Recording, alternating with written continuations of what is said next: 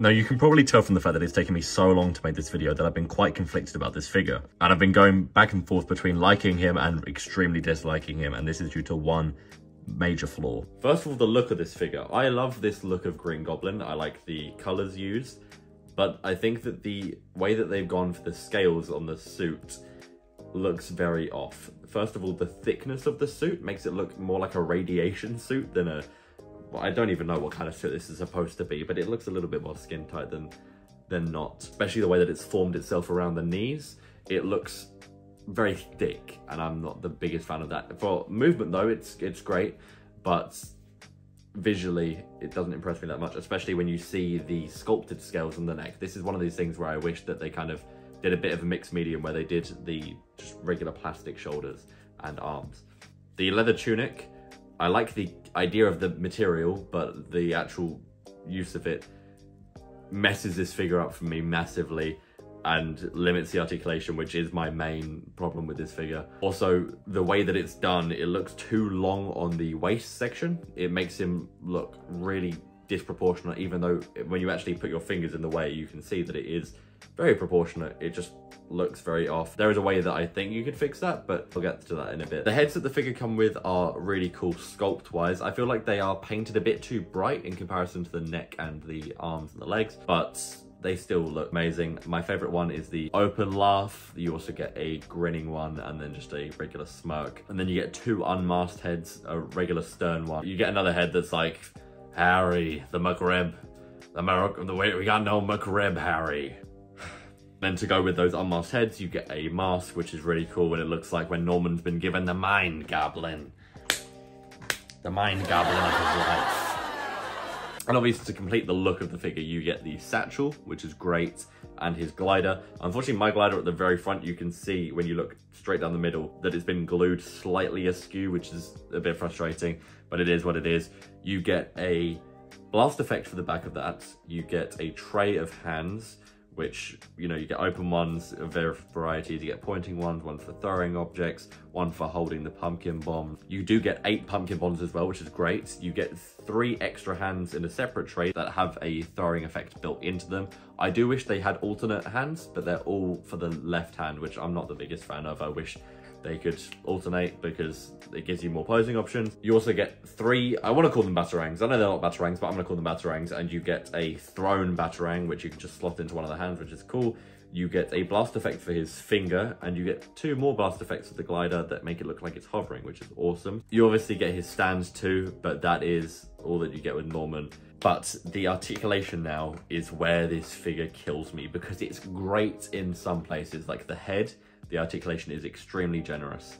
The arms are a little bit average. Like, you get good bend, you get the full rotation on the arms. No butterfly joints though. The legs are great. They're the best you'll probably get for a decently sized Mezco. Like, obviously Spider-Man's a bit smaller, so you get more range and it's a bit more of a free moving costume. But this figure, considering the costume, the legs move really great. The only thing I would ask for is a drop down hip, but I know Mezco don't do that. Knee bend is really good, you get a good boot swivel, and the ankle articulation is the best on a Mezco I've ever seen. But the torso articulation is awful. It's awful. I've had statues with better articulation. As I said before, with it stretching down all the way from his shoulders to his thighs, it wedgies him every single time that you articulate the figure. And because Mezco are so fixated on putting a 3rd leg in every single one of their characters, it just pulls on it every single time. You're like, oh, I want to have him gliding. Nah, that's sticking through. That's right in your eye, right in your retina. As I said before, I did have a thing that I think could fix this. If you were to cut above the belt and tuck the leather underneath the ball joint in the waist, it would allow for articulation at the bottom of the waist, which is more than you have right now. It would also help better define the upper torso and the lower torso. It's not something I'd be comfortable with doing because I'm not a customizer, especially when it comes to fabric stuff. But that is kind of how I wish this was done, especially considering with the glider, you get these really cool foot clamps that have got the bits that hold down the boots, which is awesome, and then a handle, and you can't really grip the handle properly. You can move everything away to make it look good, but it's such a ball ache to be able to grab that handle, especially considering when you look at it from the side, the figure's just all stiff in the upper body and it's just not great. When I initially recorded my video, I actually complained about the fact that the port here didn't have enough friction to hold Norman, And that is a complete lie. As you can see, I've got him sideways here. You wobble it.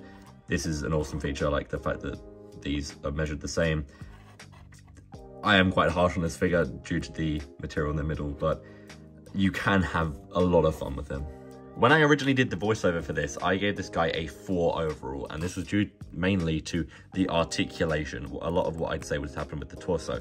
I think over time, the torso's become a lot more malleable. You still don't get as much range as you'd kind of wish for, but you are able to move this guy around quite a bit, and I am still really happy with him. I would say he's probably my definitive Green Goblin. I can't imagine that an increase in torso movement would really bring a figure up for me that much. I think he does look really good. Obviously the scales, as I said before, maybe not the best option, but they still look pretty nice, and the head is a little bit more green, but it is what it is. I think he comes with what he needs to. For our accessories, I'll give him a 6. I don't really know what else he can come with, but nothing really stands out to me. For value, I'll give him about a 7. I think it's decent, but also it's quite expensive. It's quite expensive for what it is. And then for looks, I'm gonna give him an 8. I think he's very nice. And overall, I want to give him a 6. He's not my favorite figure. I've had some ups and downs with him, but I've learned to kind of like him a lot more, especially when filming bits for this review. He does have really nice range. You can do some cool poses with him as if he's about to kick people, and it's just, I've actually learned to really like him. One thing I will mention though, his ankles have gotten extremely loose. Like, you'll put him up and he'll just fall over. Yeah, there you go. I'm even holding the ankles there. You can see like how much he just moves around, but that's just probably why Mezco don't do their ankle range like this, because this is all ankle right here, which is crazy. Anyway, back to the old recording.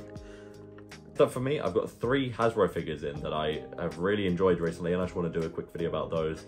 And then I've also got some YOLO Park figures, and hopefully, once I've completed those in about 4 months, I will have the Mezco Ninja Turtles. Anyway, see ya.